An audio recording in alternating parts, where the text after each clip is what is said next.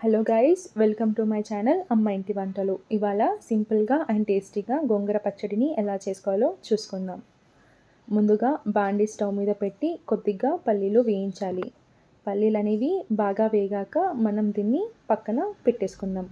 తరువాత అదే బాండీలో 10 లేదా 15 పచ్చిమిరపకాయలు, అలాగే 2 లేదా 3 టమాటాలు కట్ చేసుకొని వేయించాలి. పచ్చిమిరపకాయలు, టమాటాలు అనేవి బాగా వేగిస్తే మనకి గోంగూర పచ్చడి అనేది చాలా రుచిగా ఉంటుంది. తరువాత 3 టేబుల్ స్పూన్లు నూనె పోసి ఇంకో 2 నిమిషాల పాటు వేయించాలి. ఇవి బాగా వేగించాక మనం దీన్ని కూడా పక్కన పెట్టేసుకుందాం. తర్వాత అదే బాండీలో 1 టేబుల్ స్పూన్ నూనె పోసి మనం గోంగూరను యాడ్ చేసుకోవాలి.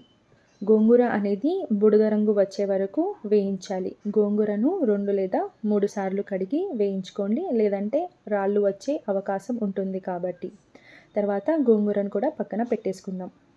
తర్వాత 1 టేబుల్ స్పూన్ నువ్వులు, ముందుగా వేయించి పెట్టుకున్న పల్లీలు, టమాటా, పచ్చిమిర్చి, అలాగే రుచికి సరిపడా ఉప్పును కూడా యాడ్ చేసుకొని మనం కచ్చా పచ్చాగా గ్రైండ్ చేసుకోవాలి. మరీ మెత్తగా కాకుండా కచ్చా పచ్చాగా గ్రైండ్ చేసుకోవాలి.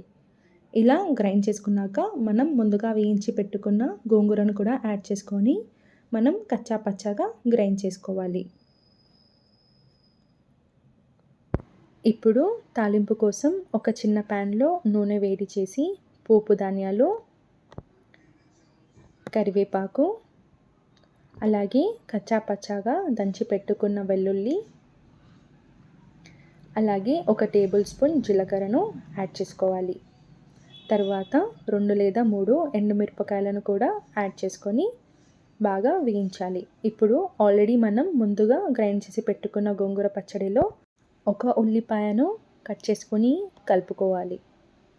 తర్వాత మనం ఆల్రెడీ తాలింపు పెట్టుకున్నది కూడా యాడ్ చేసుకొని బాగా కలుపుకోవాలి. అంతే అండి, మనకి టేస్టీ గోంగూర పచ్చడి అనేది రెడీ. మీరు కూడా ఒకసారి మీ ఇంట్లో ట్రై చేసి ఎలా ఉందో కామెంట్ చేయండి.